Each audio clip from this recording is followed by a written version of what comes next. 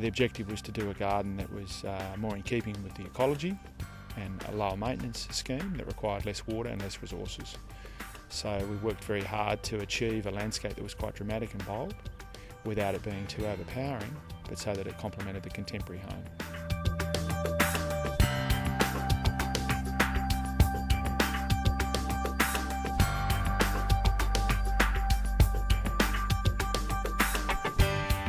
I wanted a garden that used the borrowed landscape to enhance the garden. It had to be simple, it had to be low water usage, and it had to be low maintenance. The major feature was creating these earth mounds, which gives this microclimate throughout the garden and develops surprise and intimacy within different spaces. So the mounds are a very effective way of using a budget to create drama and volume in a landscape quickly and efficiently. I wasn't prepared for the magnificent approach.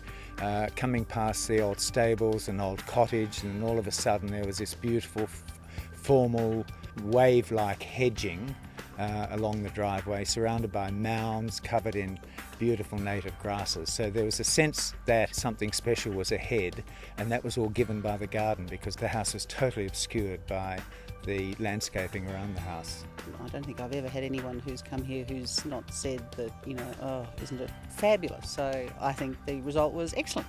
The mounds create a series of framed views, so as you make your way throughout the garden, you get different snapshots of different garden areas, and that creates variety for the person that's walking through the garden. It draws someone through the garden. Nick is very easy to work with. He's very straightforward. He's not afraid to have a point of view. So therefore, if you're going down the wrong path as the client, he will redirect you back to where it should be. So there's nothing frivolous about it, or always very concerned about getting, maximum bang for your buck. Before the house was built, we had to bring in very large machines. So large machines push a lot of dirt. They're more expensive, but it actually costs you a lot less.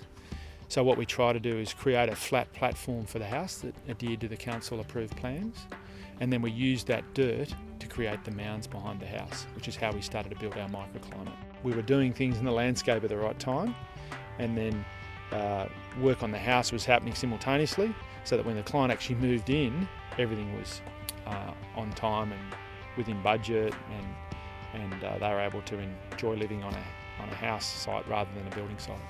And a job like this, I guess, shows that balance where I'm thinking large master plan vision, but I'm also combining that with really strong horticultural roots so that the garden works.